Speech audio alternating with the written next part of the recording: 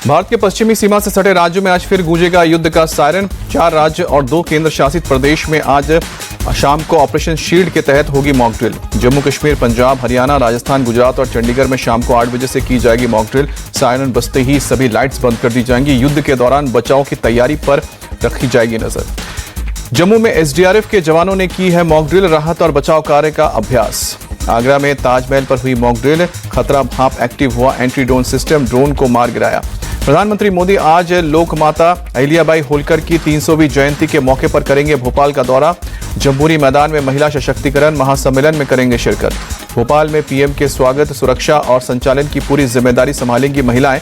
कार्यक्रम में करीब 2 लाख महिलाओं के शामिल होने का दावा।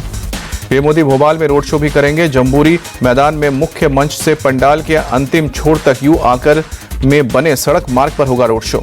पीएम के भोपाल दौरे से पहले जम्बूरी मैदान पहुंचे सीएम मोहन यादव, प्रोग्राम की तैयारी का जायजा लिया।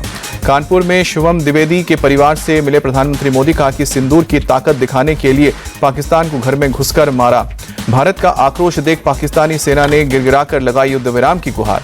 पीएम मोदी बोले, दुश्मन कहीं भी हो खत्म हो कर देंगे। जहां टारगेट तय किए हैं वहीं धमाके किए हैं। पीएम मोदी ने कहा कि दुनिया ने मेड इन इंडिया हथियारों की ताकत देखी है। ब्रह्मोस मिसाइल ने दुश्मन की नींद हराम कर दी। बिहार से भी प्रधानमंत्री को पाकिस्तान से लताड़ा गया। कहा कि ऑपरेशन सिंदूर हमारे तरकश का सिर्फ एक तीर है। आतंक का फन उठा तो कुचल दिया जाएगा। गोवा में आईएनएस विक्रांत से रक्षा मंत्री राजनाथ सिंह की हुंकार। बोले, पाकिस्तान ने अब की गुस्ताखी की तो ओपनिंग नेवी से इस बार संभलने का मौका भी नहीं मिलेगा। राजनाथ सिंह ने कहा कि आतंक के खिलाफ एक्शन से भारत को कोई नहीं रोक सकता। हम हर तरह का ऑपरेशन चलाने के लिए स्वतंत्र हैं। आम आदमी पार्टी के सांसद राघव चड्ढा ने लंदन से पाकिस्तान को दी चेतावनी। कहा कि अब अगर आतंकवादी हमला होगा तो पाकिस्तान में घुसकर हमला करना अपवाद नहीं बल्कि नियम होगा।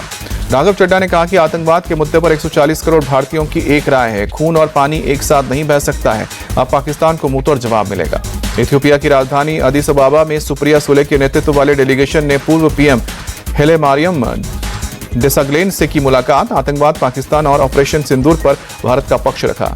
इथियोपिया के पूर्व पीएम हैलेमारियम ने आतंकवाद पर भारत के रुख का समर्थन किया। कहा कि आतंकवाद तब अभी खतरनाक है और अब भी है जो राज्य प्रायोजित करता है।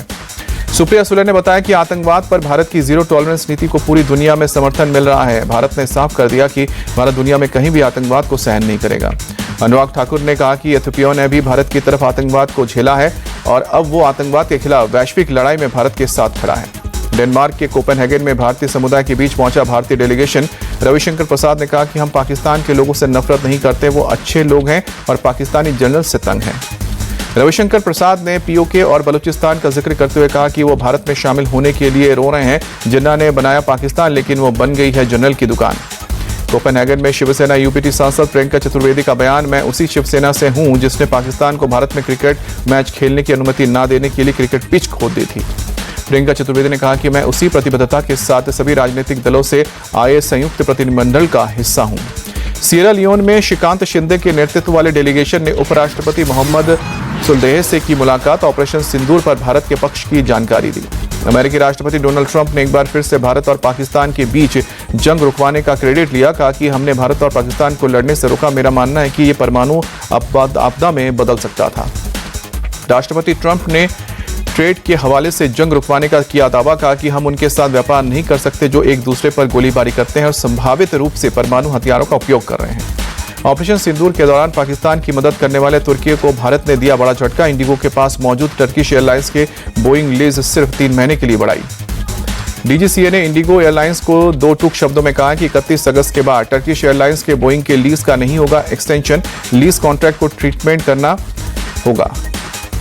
जम्मू कश्मीर के पुंछ में पाकिस्तानी गोलाबारी के पीड़ितों से मिल रहे गृह मंत्री अमित शाह। गुरुद्वारे में पहुंचकर टेका मत्था। कहा कि पुंछ के लिए जल्द आर्थिक पैकेज का ऐलान करेगी सरकार।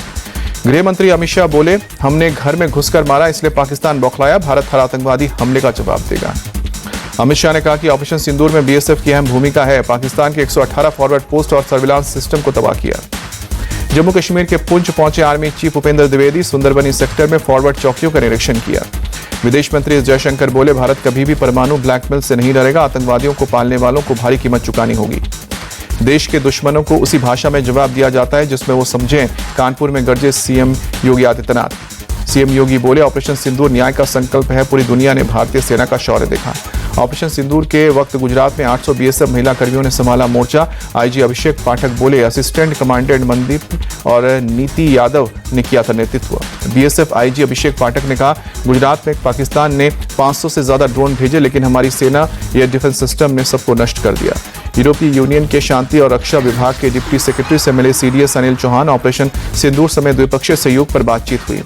2047 तक भारत का डिफेंस बजट बढ़कर 31 लाख करोड़ से ज्यादा का हो जाएगा। सीआईआई और केपीएमजी की जॉइंट स्टडी में बात आई सामने। बिहार में चुनाव से पहले जातियों को साधने के लिए नीतीश कुमार का बड़ा दांव, सर्वनों के लिए उच्च जाति विकास आयोग का गठन। पटना एयरपोर्ट पर राजस्थान रॉयल्स के प्लेयर वैभव सूर्यवंशी से मिले पीएम मोदी। क्रिकेट में उज्जवल भविष्य की शुभकामनाएं दी। पीएम मोदी ने बिहार को दी विकास परियोजनाओं की सौगात। लालू यादव पर साधा निशाना, कहा कि सामाजिक न्याय का नारा देने वालों ने बिहार को लूटा। पीएम मोदी ने कहा कि बिहार को जंगलराज वालों से सावधान रहने की जरूरत, कांग्रेस आरजेडी ने सिर्फ जनता को लूटा है। जेडीयू नेता अशोक चौधरी ने पीएम के बयान का समर्थन किया, कहा कि जंगलराज की बात तो पूरा बिहार जानता है। पीएम के बिहार दौरे पर तेजस्वी यादव का तर्ज, कहा कि पुरानी परियोजनाओं का ही बार बार शिलान्यास और उद्घाटन। मोदी जी बिहार की इस तरह के झांसे में नहीं आते हैं। चिराग पासवान का विपक्ष पर पलटवार, कहा कि अगर पीएम का बयान ध्यान से सुना होता तो पता चल जाता पीएम ने सिर्फ बिहार के विकास की बात की है। पीएम मोदी ने कानपुर में कहा कि देश का बड़ा डिफेंस कॉरिडोर यूपी में बन रहा है। डिफेंस सेक्टर की बड़ी बड़ी कंपनियां यहां आ रही हैं। पीएम मोदी ने कानपुर को 47,000 करोड़ रुपए से ज्यादा का विकास परियोजनाओं की सौगात दी। कानपुर मेट्रो रेल परियोजना के सेकेंड फेज का शुभारंभ। पश्चिम बंगाल चुनाव को लेकर बोले सीपीआई महासचिव डी राजा, पीएम मोदी और सीएम ममता ध्रुवीकरण करने की कोशिश में है। बीजेपी के ऑपरेशन बंगाल पर बोले टीएमसी नेता कुणाल घोष, बीजेपी बंगाल की दोस्त नहीं, केंद्र ने बंगाल के फंड को रोक रखा है। बंगाल बीजेपी अध्यक्ष सुकांतो मजूमदार का बयान, कहा कि ऑपरेशन सिंदूर सेना का एजेंडा था, ऑपरेशन बंगाल भाजपा का है। सुकांतो मजूमदार का बंगाल सरकार पर निशाना, कहा कि ममता बनर्जी ने कोलकाता को पीओके बना दिया है, हमें इससे छुटकारा चाहिए। बीजेपी नेता शुभेंदु अधिकारी की चुनाव आयोग से अपील, बंगाल चुनाव को अन्य राज्यों के साथ न कराए। असम नेताओं से मिले मल्लिकार्जुन खड़गे और राहुल गांधी, चुनाव की रणनीति को लेकर चर्चा। गौरव गोगोई ने असम सरकार के फैसले की निंदा की, कहा कि लोगों को बंदूक नहीं बुनियादी सुविधाएं चाहिए। एआईएमआईएम नेता अकबरुद्दीन ओवैसी ने वक्फ कानून को बताया काला कानून, कहा कि अगर हमें बीफ के नाम पर नोचा गया तो हम लड़ेंगे। अकबरुद्दीन ओवैसी ने कहा कि मुसलमान मुल्क का वफादार था और रहेगा, हमेशा मुल्क की हिफाजत करेगा, लेकिन हम अपने हक की लड़ाई जरूर लड़ेंगे। उत्तराखंड के बहुचर्चित अंकिता भंडारी मर्डर केस में निचली अदालत के फैसले को हाईकोर्ट में चुनौती देगा अंकिता का परिवार, मौत की सजा की करेगा appeal. Ankita Bhandari murder case में निचली अदालत ने तीनों दोषियों पुलकित आर्य, सौरभ भास्कर और अंकित गुप्ता को सुनाई है उम्र कैद। पुलकित पर 72,000 और बाकी दोनों दोषी पर 62,000 का जुर्माना। सितंबर 2022 में अंकिता भंडारी की हत्या की गई थी। पुलकित आर्य ने दोस्तों के साथ मिलकर मर्डर किया। रिजॉर्ट में रिसेप्शनिस्ट का काम करती थी अंकिता भंडारी केस में कोर्ट के फैसले पर बोले सीएम धामी, उत्तराखंड में कोई कितना भी बड़ा हो वो कानून से बच नहीं सकता। भ्रष्टाचार के आरोप में ईडी के डिप्टी डायरेक्टर चिंतन रघुवंशी अरेस्ट। भुवनेश्वर में सीबीआई ने 20 लाख रुपए की रिश्वत लेते रंगे हाथों पकड़ा। दिल्ली में फिलहाल नहीं चलेगा यूपी सरकार का बुलडोजर। हाईकोर्ट ने ओखला में 115 संपत्तियों पर एक्शन पर लगाई रोक। नीट पीजी परीक्षा को लेकर सुप्रीम कोर्ट का बड़ा आदेश, 15 जून को एक ही शिफ्ट में होगी परीक्षा।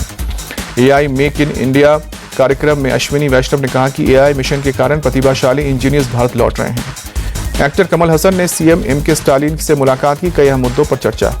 कन्नड़ तमिल से पैदा हुई अपने इस बयान पर एक्टर कमल हसन ने माफी मांगने से किया इनकार, कहा कि कर्नाटक के लिए मेरा प्यार सच्चा है। मुंबई एयरपोर्ट पर डीआरआई का एक्शन ने घाना के एक नागरिक को 674 ग्राम कोकीन के साथ गिरफ्तार किया। ओडिशा में विजिलेंस की टीम का एक्शन, चीफ इंजीनियर बैकुंठ नाथ सारंगी के घर से करोड़ों का कैश मिला। विजिलेंस टीम को देखकर घबरा गया इंजीनियर, खिड़की से फेंकने लगा 500 की गड्डियां। आंध्र प्रदेश के विजयवाड़ा में बीती रात हुई भारी बारिश, के इलाकों में जल भराव से बिगड़े हालात। जल भराव के चलते सड़क किनारे दुकानों में घुसा पानी, गली मोहल्ले में भी भरा पानी। विशाखापट्टनम में भी बीती शाम हुई भारी बारिश, आम जनजीवन हुआ प्रभावित। केरल के कुन्नूर में भारी बारिश के चलते कई इलाकों में लोग घरों में फंसे, दमकल विभाग की टीम ने सुरक्षित जगह पहुंचाया। कुल्लू में बारिश के साथ गिरे ओले, तापमान में गिरावट से बड़ी ठंड। उल्लास नव भारत कार्यक्रम के तहत गोवा 100% साक्षरता हासिल करने वाला राज्य बना, सीएम प्रमोद सावंत ने जानकारी दी। बंगाल में शिक्षकों के लिए 35,726 पदों पर निकाली गई वैकेंसी, 16 जून से शुरू होगा आवेदन। राष्ट्रपति डोनाल्ड ट्रंप ने उद्योगपति एलन मस्क से सरकारी दक्षता विभाग की स्थापना के लिए सौंपी गोल्डन की, सरकारी फिजूल खर्ची में रोक लगाने के उपायों के लिए तारीफ की। एलन मस्क ने कहा कि मुझे उम्मीद है कि जब भी राष्ट्रपति चाहेंगे सलाह देना जारी रखूंगा। राष्ट्रपति ट्रंप ने भी मस्क की बात पर सहमति जताई। भारतीय विदेशी मुद्रा भंडार 6 अरब 99 करोड़ डॉलर का उछाल देखने को मिला। 23 मई को खत्म हुए सप्ताह में 692 अरब 72 करोड़ डॉलर पर पहुंचा विदेशी मुद्रा भंडार। वित्त 2024-25 की चौथी तिमाही में जीडीपी 7.5% रहेगी, सरकार ने जारी किया आंकड़ा।